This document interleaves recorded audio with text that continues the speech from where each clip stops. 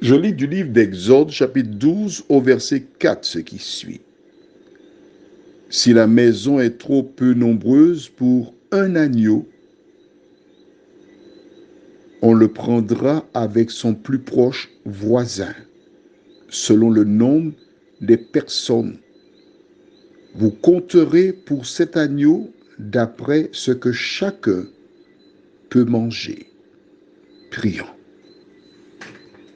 Seigneur, nous allons découvrir ensemble ce verset d'Exode 12. Que ton esprit nous éclaire, qui nous aide à marcher selon ce que nous lisons, nous t'en prions. Au nom de Jésus, pour ta gloire éternelle. Amen. Afin de partir, il fallait immoler un agneau, récupérer le sang et placer ce dernier sur les linteaux de la maison afin de protéger les premiers-nés qui s'y trouvaient. Dieu donne un ordre à Moïse. Si l'agneau qui est immolé est suffisamment gros et les membres de la famille ne peuvent tout manger, il fallait inviter qui? Le plus proche voisin. Qu'est-ce que cela veut dire? Pour que le voisin vienne chez moi, je dois avoir de bonnes relations avec lui. Il doit partager ma conviction. Oui, s'il doit manger l'agneau, c'est qu'il a compris le message, il adhère au message et nous allons dans la même direction. Qui doit donner le message à mon voisin? Note bien qu'en ce temps-là, la demeure de la famille était un sanctuaire. Le lieu où devait venir le voisin. Qui est le voisin? Alors tu seras tenté de me dire, c'est celui qui habite près de mon domicile? C'est une bonne réponse. Ensuite, c'est celui que tu vois chaque matin sur ton lieu de travail? C'est encore une bonne réponse.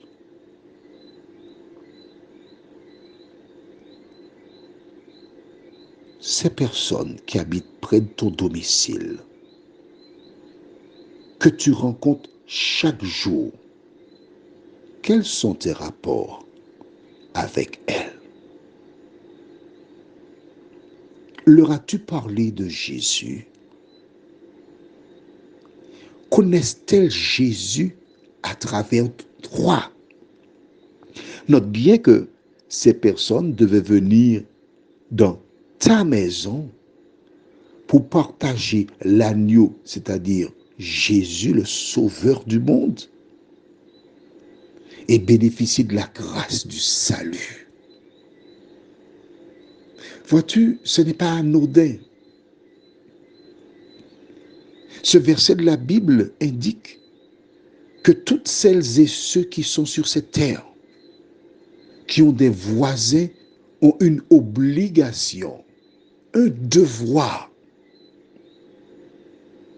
éclairer celles et ceux qui les entourent, afin qu'elles acceptent Jésus pour sauveur personnel. Ça, c'est l'idéal. Mais dans la pratique, que se passe-t-il? Connaissant ta mission auprès de tes voisins, que ce soit sur ton lieu de travail ou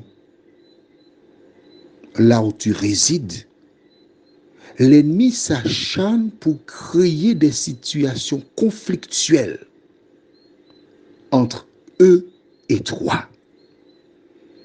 Parce qu'il ne veut pas que tu les emmènes à Jésus. Il ne veut pas que vous soyez dans l'unité. Et je t'invite à ne pas voir la personne, mais l'ennemi qui est derrière la personne, qui veut mettre la division entre ses connaissances et toi, et par là même entre Dieu et toi. En es-tu consciente? Es-tu conscient de cette situation?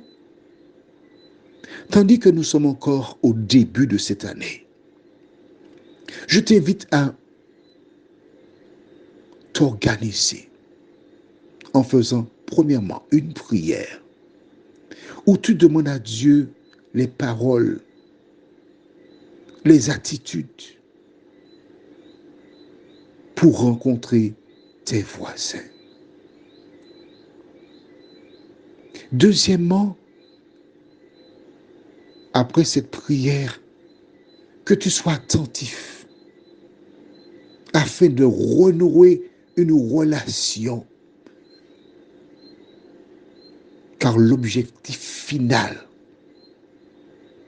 c'est de réaliser l'ordre que Jésus donna à l'homme qui était possédé.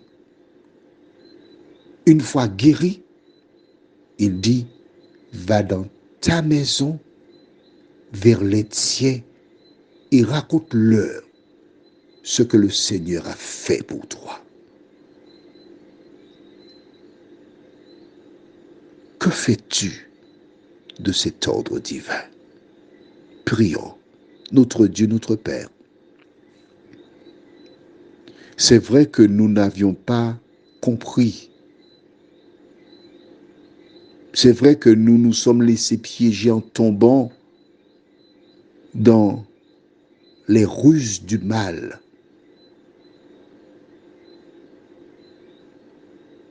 Nous n'avons pas compris que nos voisins sont placés là par toi, afin que nous puissions par nos vies, nos paroles, nos actions, les aider à te rencontrer.